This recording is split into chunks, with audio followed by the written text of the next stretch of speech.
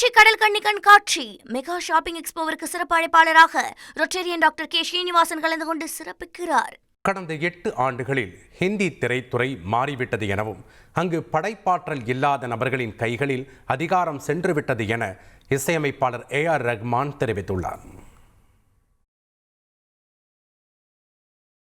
ஆங்கில ஊடகத்திற்கு பேட்டியளித்து பேசியிருக்கும் AR ரஹ்மான், ஹிந்தி திரையுலகில் தமிழர்களுக்கு எதிராக பாகுபாடா என்ற கேள்விக்கு ஒருவேளை தான் அதை அனுபவிக்காமல் இருந்திருக்கலாம், அதனை கடவுள் தன்னிடமிருந்து மறைத்திருக்கலாம், அதை தான் ஒருபோதும் உணர்ந்தது இல்லை என்று கூறியிருக்கிறார்.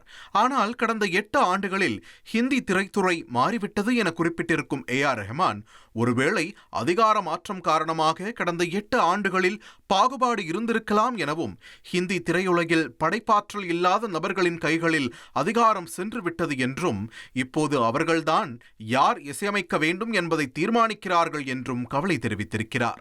மத ரீதியாக கூட அந்த பாகுபாடு இருந்திருக்கலாம் என சுட்டிக்காட்டியிருக்கும் AR ரஹ்மான், அது தன் முகத்திற்கு நேராக நடக்கவில்லை என்றும் குறிப்பிட்டுள்ளார்.